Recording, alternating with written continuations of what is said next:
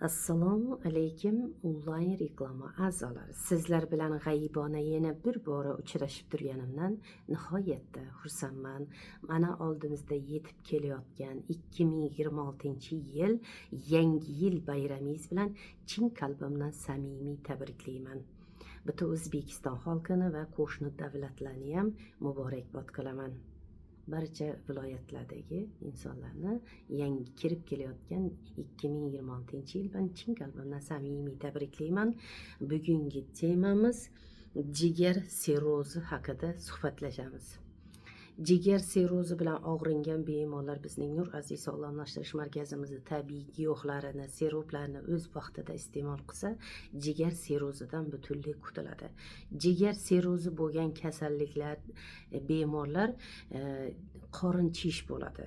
Jigar sirrozi bo'lgan bemorlarda qorin kattalashib boraveradi, chish bu. Ichida gaz yanglab va ichaklarda muammo bo'ladi. Shuni evaziga qorin chishib boraveradi. Jigar sirroz kasalligiga bizning Nur Aziz sog'lomlashtirish markazimizda tabiiy giyohlari, malham siroplari yordamida shifosi bor.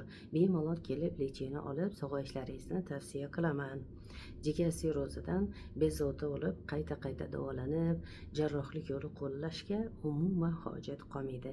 Jigarni bilan bog'liq bo'lgan muammoli kasallik turlariga hammasiga shifosi bor. Tabiiy giyohlar, siroplar yordamida.